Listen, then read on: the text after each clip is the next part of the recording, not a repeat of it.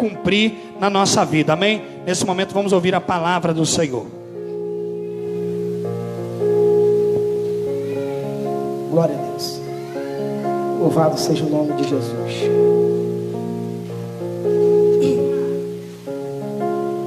Maravilha. Mais uma vez eu cumprimento os irmãos com a paz do Senhor Jesus, amém? Glória a Deus, aleluia. Abre a sua Bíblia comigo no Evangelho de Jesus, conforme escreveu Lucas, historicamente também conhecido como Dr. Lucas, no capítulo 15, versículo 11. Aleluia, tem uma mensagem de Deus para as nossas vidas, irmãos. Glória a Deus. Maravilha, você pode adorar comigo durante essa pregação, você pode abrir os teus ouvidos para ouvir em Apocalipse, todas as vezes que tem mensagem, todas as vezes que o escritor ali, inspirado por Deus, ele vai concluir uma determinada revelação, ele vai dizer: ouça, né? Quem tem ouvidos, ouça o que o Espírito diz à igreja. Quem tem ouvidos, ouça o que o Espírito diz à igreja. Aleluia. O Espírito, ele não está calado, ele está falando. O Espírito, ele não está parado, ele está se movendo, e ele quer tratar conosco nesta noite. Aleluia. Lucas capítulo 15, versículo 11 em diante. Quem encontrou, diga amém. Oh, rapaz, foi fraco demais. Vamos de novo. Quem encontrou, diga amém. Oh, glória. Aí eu leio com ânimo, né? Versículo 11. E disse: um certo homem tinha 2 filhos, e o mais moço deles disse ao pai: pai, dai-me a parte da fazenda que me pertence. E ele repartiu por eles a fazenda. E poucos dias depois, o filho mais novo, ajuntando tudo, partiu para uma terra longínqua. Grave bem essa palavra. E ali desperdiçou a sua fazenda, vivendo dissolutamente. E havendo ele gastado tudo, houve naquela terra uma grande fome, e começou a aparecer necessidades. E foi e chegou-se a um dos cidadãos daquela terra, o qual o mandou para seus campos a apacentar porcos. E desejava encher o seu estômago com as bolotas que os porcos comiam, e ninguém lhe dava nada. E caindo em si, disse: quantos trabalhadores de meu pai têm abundância de pão, e eu aqui pereço de fome. Levantar-me-ei e irei ter com meu pai, e dir-lhe-ei: pai, pequei contra o céu e contra ti, e já não sou digno de ser chamado teu filho. Faz-me como um dos teus trabalhadores. E levantando-se foi para seu pai. E quando ainda estava longe, viu seu pai, e se moveu de íntima compaixão, e correndo lançou-lhes ao pescoço e o beijou. E o filho disse: pai, pequei contra o céu e perante ti, e já não sou digno de ser chamado teu filho. Mas o pai disse aos seus servos: trazei depressa a melhor roupa, e vestilho, e ponha-lhe um anel na mão e sandália nos pés. E trazei o bezerro cevado e matai-o, e comamos e alegremo-nos, porque este meu filho estava morto e reviveu, tinha se perdido, mas foi achado. E começaram a alegrar-se. Louvado seja o nome do Senhor. Curve a sua cabeça. Pai, em nome de Jesus, nós queremos te agradecer, Senhor, pela leitura da tua palavra. Pai, queremos de forma soberana, Pai, que o Senhor fala aos nossos corações. A parte que nos compete, Senhor, meramente é ler o texto, porque nós somos agraciados de conseguir fazer tal feito.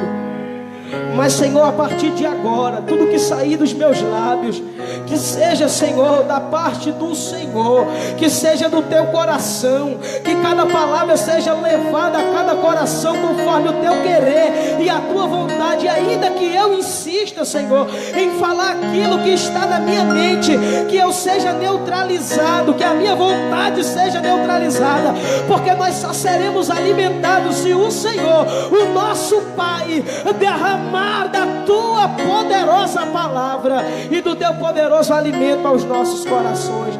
Fala-nos, Senhor, tira o impedimento, tira os entraves, repreenda o inimigo, Senhor, e abre o nosso coração para ouvirmos a tua palavra, em nome de Jesus.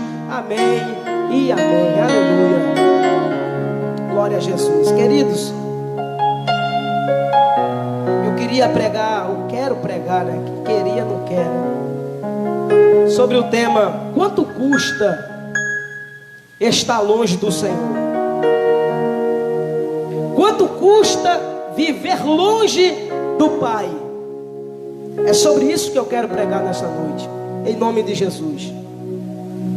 Pois bem, o texto nos revela que isso é uma figura de linguagem, uma forma de Jesus expressar uma verdade. Logo, estes personagens, eles não recebem nome próprio. Isso é característico de uma parábola. Jesus, ele vai de forma alegórica, ele vai ilustrar uma situação para tratar algo que é verdadeiro no meio do povo, para quem ele está se reportando ou falando. Jesus vai usar a parábola, e no capítulo 15 nós temos aí uma série de parábolas aonde o Senhor Jesus Cristo está ensinando sobre o poder de Jesus, tanto de resgatar, quanto de receber, quanto de procurar dentro da casa aqueles que estão perdidos, aqueles que estão sem propósitos, aqueles que perderam a esperança, aqueles que perderam a intimidade de encostar a cabeça no ombro dele e dizer: Pai, me ajuda, Pai, me alimenta, Pai, me socorre. Aleluia. Então, na parábola que nós lemos aqui nesta noite, vai tratar sobre o filho pródigo. E o texto é enfático, ele vai nos mostrar uma família onde havia um pai, a figura do pai, que também na Bíblia representa o Senhor dos exércitos, o nosso Pai celestial, o Pai das luzes, o Deus todo-poderoso e Criador de todas as coisas. A Bíblia vai mostrar que, através de Jesus Cristo, que um dos filhos deste homem, sendo herdeiro, vai se aproximar do seu pai ainda em vida e vai fazer algo que quebra o protocolo, quebra o histórico daquela nação ou daquele povo. Aquele jovem, ele vai desconsiderar tudo aquilo que aprendeu. Aquele jovem vai desconsiderar tudo aquilo que ele está vivendo e tudo aquilo que pertence a ele no meio da casa do seu pai. E aquele jovem, no afã de descobrir, aquele jovem, na impetuosidade de olhar para fora e dizer: alguém está vivendo melhor do que eu. Aquele jovem, na ocasião, em olhar e descobrir que tem uma vida lá fora para se experimentar. Aquele jovem, ele vai encher o seu coração do prazer, do desejo de uma concupiscência. O que é uma concupiscência? É um desejo desenfreado, é um desejo exacerbado que nos leva, muitas vezes, se não for freado pelo Espírito, nos leva a cair ou a pecar. E o texto diz que, desejando esse jovem, ele vai se aproximar do seu pai. E ele vai dizer para o seu pai: Pai, eu quero a minha parte, a parte que me pertence na herança. Algumas coisas acontecem quando esse filho se aproxima do seu pai com esse desejo. A primeira coisa é, ele desonra o seu pai porque ainda está em vida. A segunda coisa que esse jovem faz, ele praticamente está dizendo: para mim o Senhor morreu, eu só quero a minha herança e não quero mais relacionamento com o Senhor. Aquele jovem, ele dá um golpe duro no coração do pai. Aquele jovem, ele não parou para refletir nos dias em que o seu pai o tratou, cuidou dele, ensinou o caminho para ele. Aquele jovem não parou para pensar nos dias do perigo em que lá estava a figura do pai.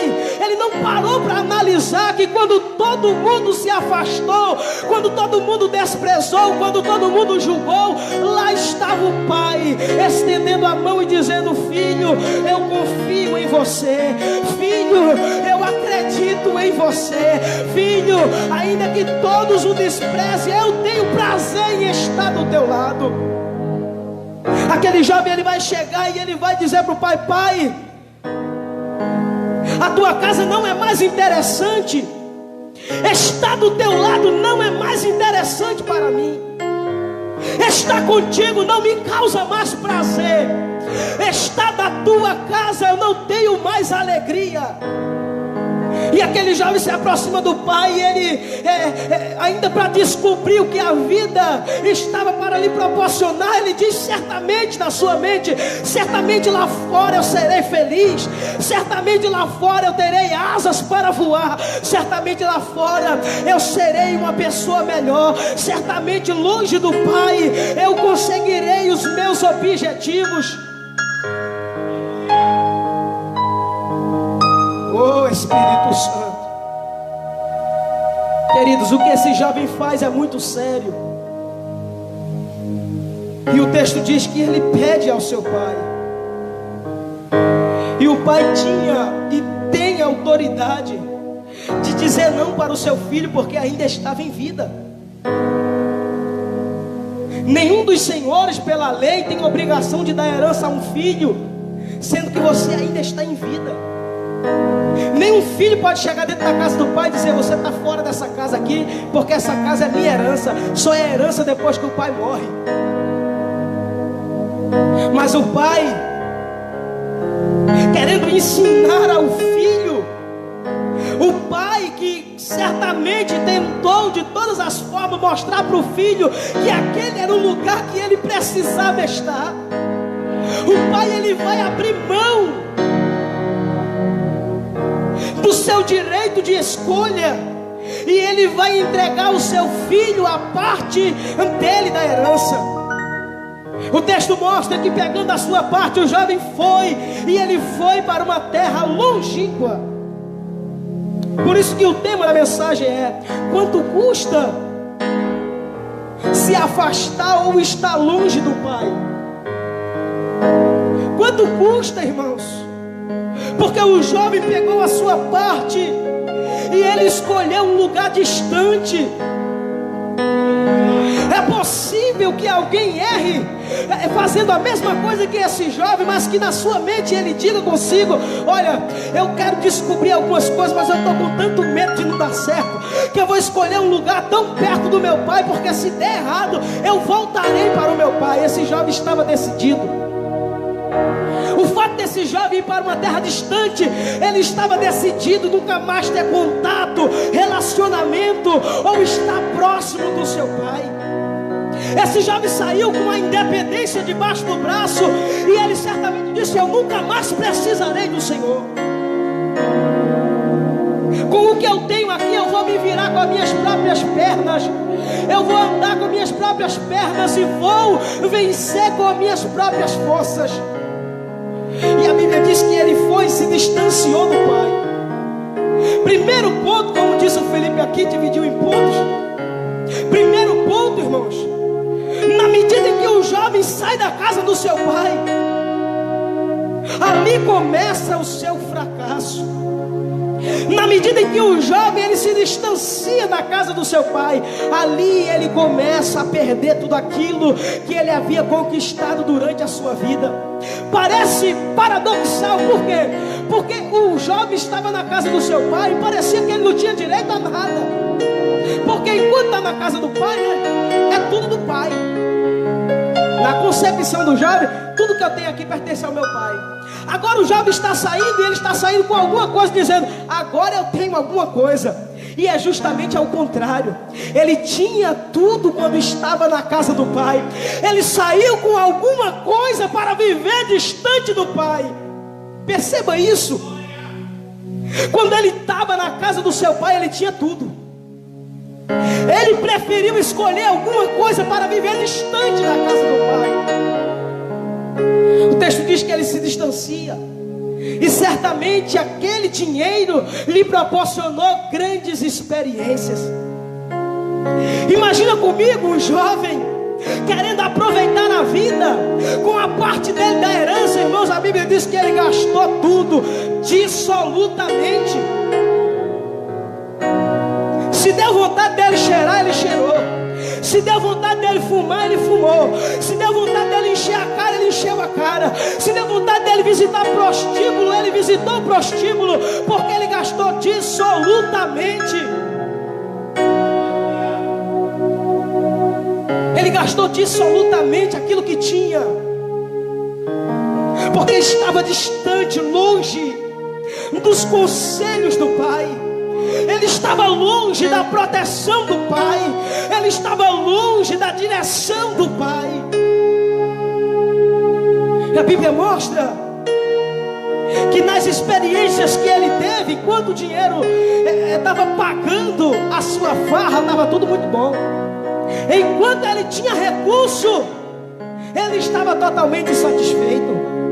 Mas de repente, a fortuna desse jovem, a herança desse jovem começa a se acabar, começa a se esvair. Esse jovem que estava aproveitando a vida, este moço que estava vivendo muito bem, este moço que até então não tinha ausência do pai, até então, pai, para que pai, se eu posso pagar tudo? Para que pai, se eu posso me divertir sozinho? Para que pai, se eu tenho amigos do meu lado? Para que pai, se quando eu boto a mesa os amigos começam a arrodear e dizer: eu sou contigo, aleluia, você é o meu amigo? Para que pai? De repente, as coisas começaram a mudar. E um jovem que tinha amigos, certamente, o que acontece nos nossos dias? Não é preciso fazer uma análise muito profunda para saber que os amigos que estão do nosso lado por causa daquilo que nós temos, no momento em que nós vivemos uma adversidade, esses mesmos amigos, eles se distanciam, eles viram as costas. Cuidado, jovem, com os amigos que estão ao teu lado, dizendo: eu sou contigo, eu não vou te abandonar, eu estou contigo na luta, na bonança. Cuidado, cuidado, porque existem momentos da nossa vida em que até mesmo os amigos que se aproximam de nós é para acusar e julgar, como foi o caso de Jó. Enquanto Jó pagava banquete, era o homem mais rico de Ur dos Caldeus, a casa de Jó era assim. Quando a casa ruiu, quando Jó quebrou na emenda, quando Jó passou dificuldade, os 3 amigos que se aproximaram foi para dizer: é por causa do teu pecado, Jó, é por causa daquilo que tu fez contra Deus, Jó. Ninguém considerou a aprovação de Jó, sabe por quê? Porque não tinha mais recurso para pagar aquela farra. Cuidado com os amigos, cuidado com os falsos amigos. Isso aqui não é pretexto para viver sem amizades, como o Felipe falou aqui. Não é pretexto para ser um mau vizinho, não é pretexto para ser um mau irmão dentro da igreja. Não, faça amigos, mas pautado na palavra, amizade genuína e não amizades interesseiras. Faça amigo por caráter, faça amigo por escolha de vida, faça amigo fora de julgos desiguais, porque se você não tiver maturidade, você não vai resistir. Procure amigos que sejam melhores do que você. Procure amigos que estejam à frente de você na vida espiritual, porque senão será um peso na tua caminhada, arrastar uma quantidade de amigos que vão se amontoando, se amontoando, se amontoando, até sugar e roubar as tuas forças. A fortuna desse jovem se acabou, irmãos. E esse jovem agora está desesperado. E agora? Ele pensou no pai? Ele não pensou no pai. Porque ele pensou consigo: opa, isso aqui é só uma dificuldade que eu estou vivendo, é uma dificuldade que eu estou enfrentando. Logo eu vou me erguer, eu vou procurar alguém que possa me ajudar. Os amigos. Alguém que certamente esse jovem tinha bancado uma noitada para ele. Alguém que certamente esse jovem tinha bancado um grande banquete para ele. Ele se aproxima e o cara fala: olha, vai lá cuidar dos porcos. Alguém que estava acostumado a ser tratado com honra, agora vê a necessidade da humilhação. Não é que era humilhante trabalhar. Todo trabalho ele é digno, e ele dignifica o homem. Não existe trabalho ruim, existe mau trabalhador. Se você tem uma determinada profissão e você tem vergonha dela, eu sinto, querido. Vídeo esses dias e o vídeo estava dizendo: cuidado, porque o emprego que você reclama, ele seria uma porta de escape para quem está desempregado. Cuidado, porque a casa que você está reclamando, ele seria uma excelente, aleluia, cobertura para quem está no vento, no tempo, do lado de fora, na rua, na sarjeta. Cuidado, porque o filho que você está reclamando, maldizendo, reclamando, xingando palavrão, dizendo toda sorte de maldição contra a vida dele, seria o sonho de uma mulher estéril.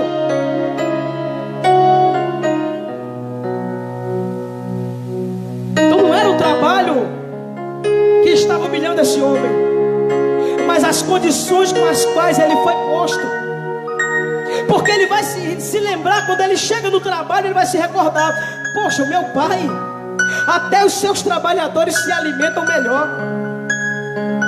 Esse homem foi trabalhar beirando a escravidão, porque quando ele sentiu fome, ele não tinha o que comer, irmãos. E ele vai desejar comer as bolotas dos porcos.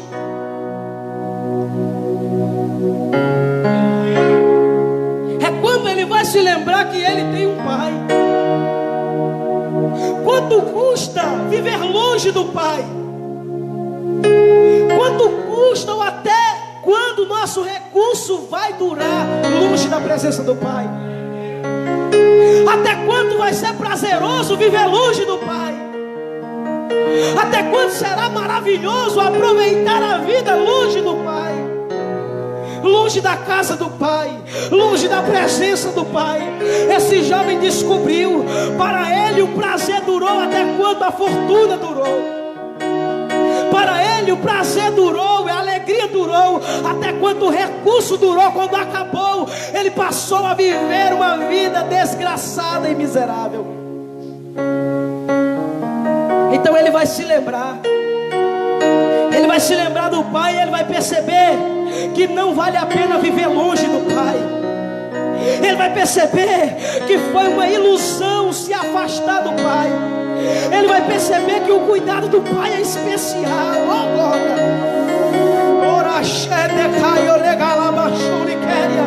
Ele vai perceber que o cuidado do pai era diferente daquele que ele tinha no mundo.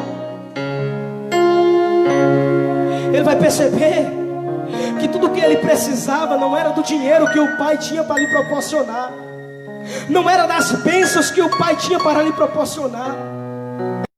Na casa do pai, do lado do pai, oh glória, sendo tratado pelo pai. Então ele vai decidir no seu coração: opa, eu não quero viver assim, eu vou voltar.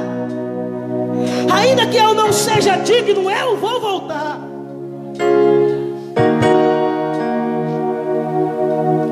Mas eu vou reconhecer que eu pequei contra os céus e pequei contra o meu pai.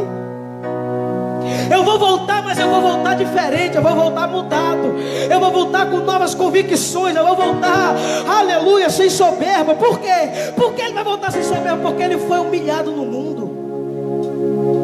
E muitas vezes nós estamos na casa do pai com o nariz empinado, achando que somos alguma coisa, querendo fazer e acontecer, irmãos. Aleluia! Jesus está dizendo: aqui quem manda é Ele, aqui quem determina é Ele, aqui quem dá direção é Ele.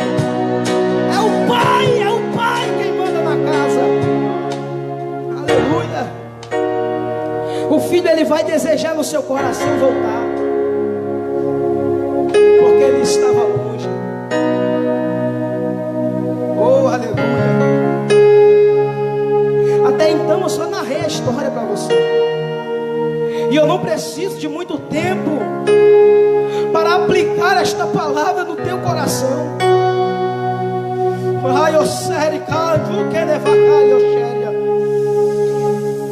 Oh, irmãos, quanto custa viver longe do Pai? Quanto custa estar no mesmo lugar que o Pai está e não ter intimidade de chamá-lo de paizinho? Quanto custa pregar por aquilo que conhece, cantar pela técnica? Quanto custa tocar por aquilo que aprendeu com os estudos e desconsiderar o conselho do Pai? Aleluia. Quanto custa andar de mal com os irmãos, desconsiderando que tudo que o Pai quer é união dentro da sua casa?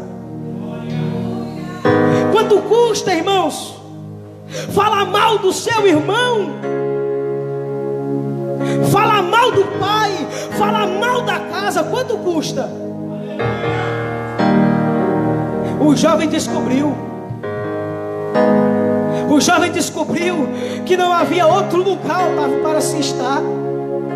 O jovem descobriu que os amigos que ele pensava ter, eles o tinham abandonado. Diaconisa Cláudia, ele descobriu que quando ele precisava de alimento, as pessoas viravam as costas para ele. Então esse jovem vai voltar. E eu pergunto para você nesta noite: será que vale a pena nós vivermos dentro da casa e não participar daquilo que o Pai tem nos proporcionado? Sabe por que este filho, ele está vivendo insatisfeito na presença do Pai? É porque ele não se colocava como filho. Este jovem não precisou ir para longe para se distanciar do Pai. Ele já estava longe, vivendo dentro da casa do Pai, porque ele não se colocava como filho, irmãos. Ele olhava para a herança do Pai como um objetivo a alcançar, e não como algo a desfrutar. Oh, glória! Oh, irmãos, tudo que é do Pai é seu.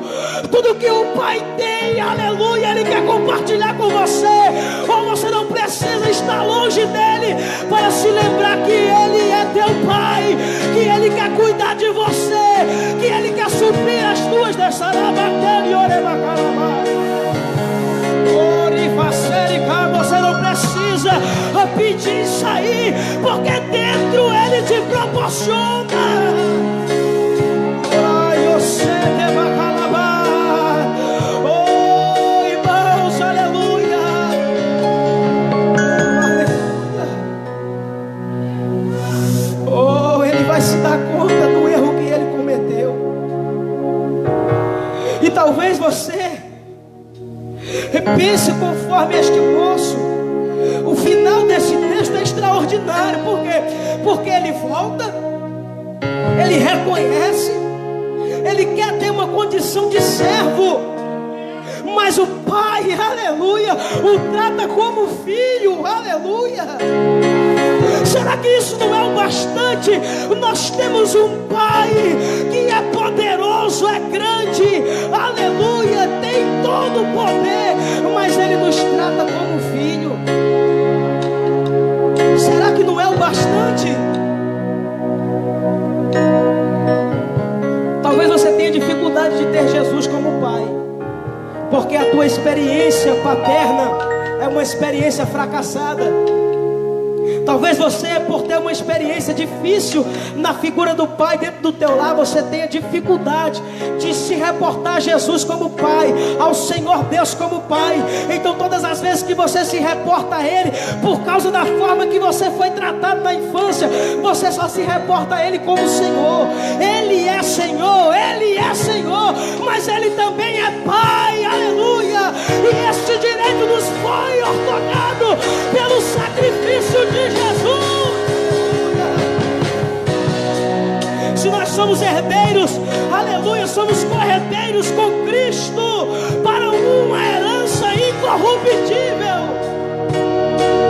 O nosso Pai tem algo para que eu e você possamos desfrutar, o direito à vida eterna. Oh, glória a Jesus. Oh, glória a Jesus, irmãos. Quanto custa estar longe do Pai? Eu não sei em que distância você está do seu Pai nesta noite. Eu digo do Pai Celestial. Eu não sei a que ponto está a tua intimidade com o Pai. Se quando você chega na casa dele, você corre para os braços dele dizendo: Pai, até que enfim eu estou neste lugar.